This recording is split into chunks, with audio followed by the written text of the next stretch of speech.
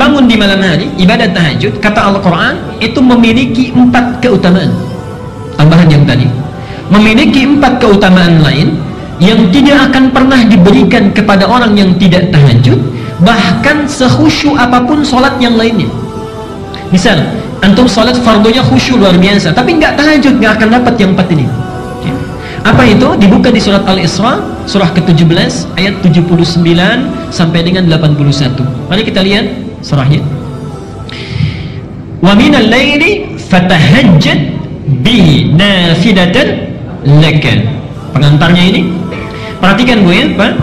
Ayat 79 ini dipisahkan ketentuannya dengan ayat 78. Di ayat 78 tentang salat wajib, kemudian 79 tentang salat tahajud. Tapi uniknya, Allah hanya menerangkan 4 keutamaan untuk salat tahajud, 78-nya nggak disebut. Ya. Kita lihat ya, aqimis salata liduluki syamsi ila ghasaqil laili wa qur'anal fajri inna qur'anal fajri kana mashhuda. Itu salat yang wajib 5 waktu. Ya. Tidak dijelaskan keutamaannya, nanti dirinci di hadis. Tapi ketika menerangkan tahajud ayat 79-nya, wa minal laili fatahajjad bihi, dan di antara sementara malam tunaikan olehmu tahajud nafilah. Itu hanya sunnah saja, muakkadah hukumnya, sunnah yang sangat ditekankan. Tapi ibadah nafilah ini, subhanallah, tidak didiamkan oleh Allah, langsung dilengkapi ayatnya. 1. Asa an yab'atsaka rabbuka maqaman mahmuda. Siapapun yang menunaikan tahajud dengan baik, maka Allah akan mengangkat derajatnya, mengangkat karirnya, ditempatkan di tempat yang terbaik dan mulia. Hati-hati ya, Pak, saya seringkali rewel ya, cerewet kepada para ayah. Antum itu punya tugas untuk mencari nafkah. Allah sudah berjanji di ayat ini, kalau antum tidak tinggalkan tahajud, tunaikan dengan baik, itu karir pekerjaan kita akan dimudahkan. Itu sudah janji Allah, sudah janji Allah. Antum jangan lihat para sahabat Nabi itu bukan semuanya jadi ustaz, tidak. Banyak diantara mereka yang pebisnis. Abu Bakar misalnya seorang diplomat yang sangat ulung di samping seorang pebisnis. Utsman bin Affan seorang pedagang yang luar biasa. Abdurrahman bin Auf seorang sahabat yang luar biasa manajemen bisnisnya, paling kaya saat itu di Makkah dan di Madinah. Ali bin Abi Thalib seorang pengajar yang sangat jenius. Bapak ibu tahu apa yang terjadi? Abu Bakar, Utsman, Abdurrahman bin Auf, termasuk Abu Dzar Al-Ghifari, seorang yang sukses dalam dunianya, itu bisnisnya tidak pernah rugi, selalu untung. Tidak pernah rugi, selalu untung.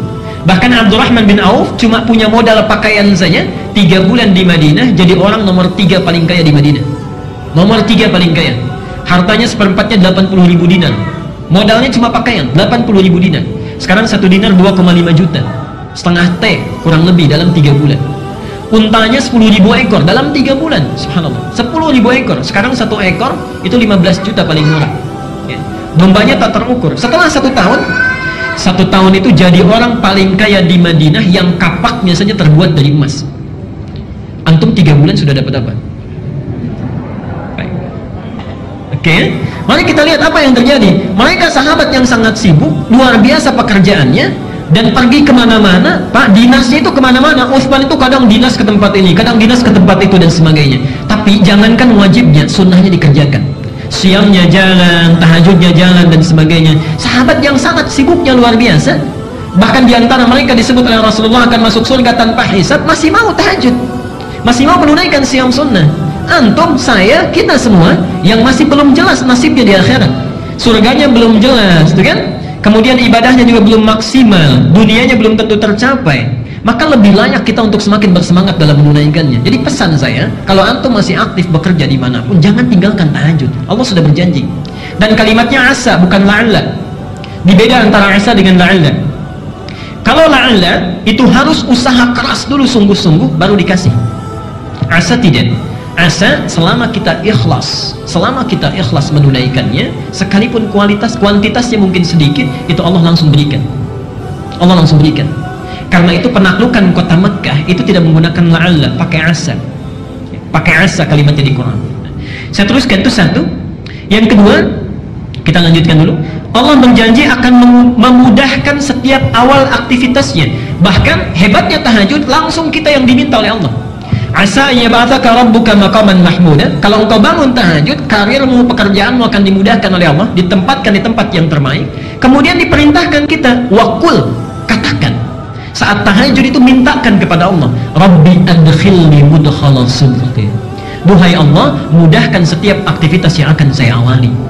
Di antum kalau punya persoalan, misalnya akan memulai pekerjaan, ibu akan memulai aktivitas, anak akan memulai sekolah, mulai kuliah, bangun malam, ini perintah Allah, katakan di malam harinya, ya Allah mudahkan setiap saya akan mengawali aktivitas. Janji Allah yang kedua, Allah akan mudahkan setiap aktivitas yang dia lakukan. Yang ketiga, Allah akan lepaskan, bebaskan dia dari segala kesulitan yang sedang dialami. Wa akhrijni muhrajan sidqin. Kalau di kantor itu enak saja atau kadang ada kesulitannya, Pak? Ibu juga begitu ya. Pekerjaan kan tidak selamanya mulus. Maka kata Allah, hebatnya karir diangkat, pekerjaan dimudahkan, ada kesulitan dilepaskan, dan yang terakhir, waj'alni min ladunka sultanan nasira. Kalau ada yang mengganggu dalam pekerjaannya, Allah yang langsung menolongnya, bukan yang lain. Allah yang langsung menolongnya. Ini 4 hal. Karena itu, dari keutamaan-keutamaan ini, Nabi diperintahkan sebelum turunnya perintah sholat 5 waktu, Rasulullah sudah menunaikan sholat ini, sholat malam, sudah didawamkan. Turun surah Al-Muzammil, surah ini mewajibkan Rasulullah menunaikan sholat tahajud. Jadi asalnya tahajud itu wajib bagi Nabi. Nanti setelah turun ayat yang ke-20 di surah Al-Muzammil, ayat yang terakhir, pindah menjadi sunnah.